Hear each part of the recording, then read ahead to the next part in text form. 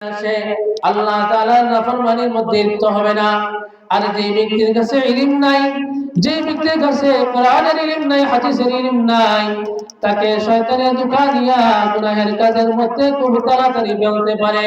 এজন্য নবী করিম সাল্লাল্লাহু আলাইহি সাল্লাম প্রত্যেক নর নারীর উপর ইলমে দ্বীন অর্জন করাটাকে ফরজ করে দিয়েছেন। ইলমে দ্বীন অর্জন করার অনেক গুরুত্ব রয়েছে। এবার আসুন আপনাদের সামনে ইলমে দ্বীন অর্জন করলে কি ফজিলত রয়েছে, ইলমে দ্বীন অর্জন করলে কি মর্যাদা রয়েছে, নবী করিম সাল্লাল্লাহু আলাইহি ওয়াসাল্লাম বলেন, عن أبي الدرداء رضي الله تعالى عنه قال قال رسول الله صلى الله عليه وسلم من سلك طريقا يلتمس فيه علما سهل الله له به طريقا إلى الجنة।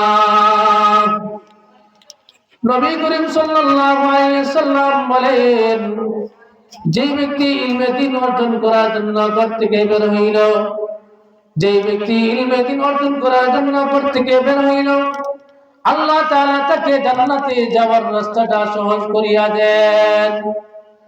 যখন কোন ব্যক্তি ইলমে দ্বীন অর্জন করার জন্য ঘর থেকে বের হয় আর রাস্তা অতিক্রম করে, আল্লাহ তাআলা তার নূরানী ফেরেশতাদেরকে হুকুম দিয়া দেন, ও আমার ফেরেশতারা, আমার এই বান্দা ইলমে দ্বীন অর্জন করার জন্য ঘর থেকে বের হয়েছে, তার অতিক্রম করার যে পরিমাণ রাস্তা রয়েছে, ওই রাস্তাটা তোমরা সুন্দর করে মেপে সংরক্ষণ করে রেখে দাও।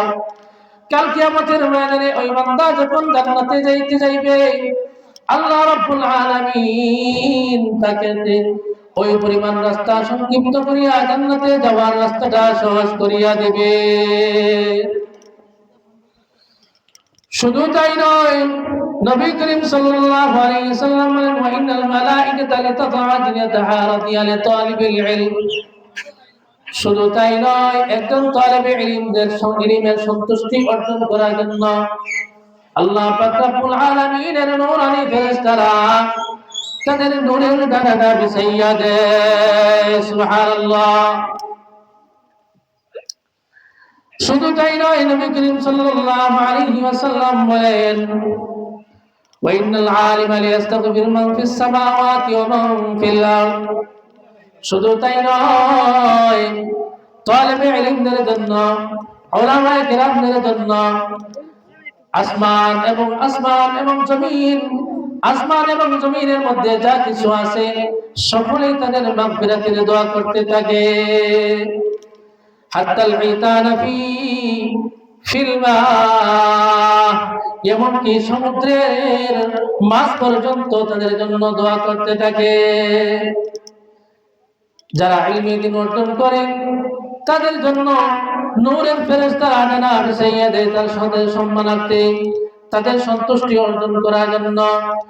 সমুদ্রের মাছ তাদের জন্য দোয়া করে, আসমান এবং জমিনের মধ্যে যা কিছু আছে সকলে তাদের জন্য দোয়া করতে থাকে। এমনকি পিপিলিকা, ছোট ছোট পিপিলিকারা, গর্তের ভিতর পিপিলিকা তাদের জন্য দোয়া করতে থাকে। সুবহানাল্লাহ। ইলমে দ্বীনের এত গুরুত্ব, এত ফজিলত, ইলমে দ্বীন অর্জন করার মাধ্যমে এত ফজিলত যে জান্নাতে যাওয়ার রাস্তাটা আল্লাহ তাআলা সহজ করিয়া দেন। একদম তালিবে ইলম যদি তার তালিবে ইলম অবস্থায় মারা যায়, তাকে আল্লাহ তাআলা তৈরিকৃত জান্নাতের মালিক বানায় দেন। সুবহানাল্লাহ। শুধু তাই নয়,